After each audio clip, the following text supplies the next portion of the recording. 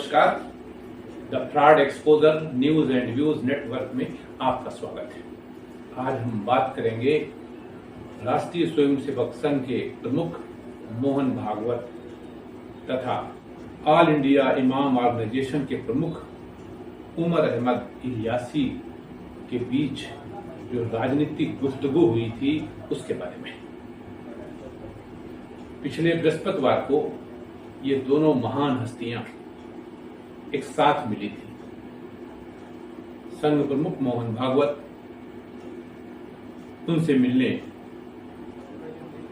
कस्तूरबा गांधी मार्ग दिल्ली में है के पास बनी एक मस्जिद में गए थे। उसके बाद उन्होंने आजादपुर में एक मदरसे का भी दौरा किया। इस बात को तमाम ढंग से अलग अलग तरह से लोग व्याख्यात कर रहे हैं। उसकी व्याख्या अलग अलग ढंग से की जा रही, तमाम तर्क कुतर्क गढ़े जा रहे हैं। क्यों गए, क्यों नहीं गए, किसने उनको बुलाया, किसने नहीं बुलाया आदि। इसमें हिंदू समाज के लोगों को लगता है कि संघ प्रमुख ने मस्जिद में जाकर एक तरह से घुटने टेकने का काम किया है। दूसरी तरफ मुस्लिम समाज को लगता है कि उमर अहमद इलियासी ने संघ प्रमुख को मस्जिद में बुलाकर कोई बहुत बड़ा गुनाह कर दिया है, जबकि ऐसा कोई पहली बार नहीं हुआ है। अमूमन ऐसा होता रहता है।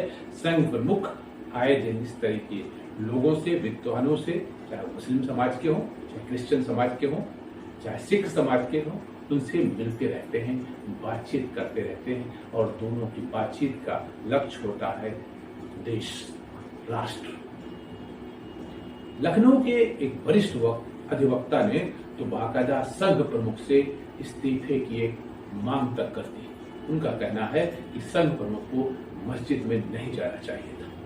ये सबका अपना अपना नजरिया है, लेकिन अगर हम इसको अपने दूसरे ढंग से सोचें तो क्या हम हिंदू मुस्लिम आपस में दूसरे से बात नहीं कर सकते? करते हैं। क्या एक दूसरे के शादी विवाह में भाग नहीं लेते? क्या एक दूसरे के दुख दर्द में शामिल नहीं होते? सब शामिल होते हैं, सब मिलते हैं। और फिर रही बात संघ की, तो संघ का तो शुरू से मानना रहा है कि भारत में रहने वाला हर वो व्यक्ति हिंदू है, भले ही उसकी उपासना पद्धति कुछ भी हो, पूजा करने का तरीका अलग हो सकता है, लेकिन है वो हिंदू। अगर उसका जन्म या उसके पूर्वजों का जन्म हिंदुस्तान में हुआ है तो हिंदू। इसी बात को मौलाना उमर इलियासी ने और अधिक स्पष्ट करते हुए कहा कि उनके पुरखे हिंदू थे। उन्होंने तो यहां तक कहा कि वे भगवान कृष्ण के वंशज हैं। उनका परिवार करीब 2-2.5 साल पहले इस्लाम स्वीकार कर चुका है। वे आगे कहते हैं कि वे तो सबसे मिलते हैं, आगे भी मिलते रहेंगे, क्योंकि हमारा उद्देश्य भारत में शांति स्थापित करना है और यही उद्देश्य संघ प्रमुख का भी है।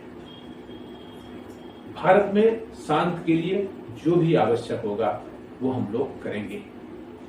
मौलाना जमीर इलियासी का कहना है कि जब हमारा डीएनए एक है तो फिर इबादत के तौर तरीके अलग होने से क्या फर्क पड़ता है?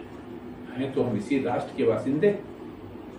अब इस मुलाकात को अगर हम राजनीतिक चश्मे से देखते हैं तो समझ में ये आता है कि संघ प्रमुख की ये पहल भाजपा को राजनीतिक फायदा पहुंचाने के लिए है, इसके सिवा कुछ नहीं। क्योंकि जो लोग भाजपा और संघ को अलग अलग समझते हैं वो गलत फहमी में है। ये दोनों एक हैं, अलग अलग कुछ नहीं, तरीका अलग अलग है। इसे अगर दूसरे शब्दों में कहा जाए तो भाजपा की मूल ताकत संघ ही है। संघ के ही कार्यकर्ता, जिन्हें प्रचारक कहा जाता है, भाजपा में अप्रत्यक्ष और प्रत्यक्ष रूप से अहम भूमिका अदा करते हैं। आखिर ये हुआ क्यों, इसके बारे में बताया जाता है कि भाजपा ने अपनी हैदराबाद की राष्ट्रीय कार्यकारिणी में मुस्लिम समाज तक अपनी पहुंच बनाने की बात कही थी। उन्होंने इसके लिए पसमानदा समाज को चुना है, क्योंकि वो पिछड़े वर्ग से आता है और कमजोर तबका है।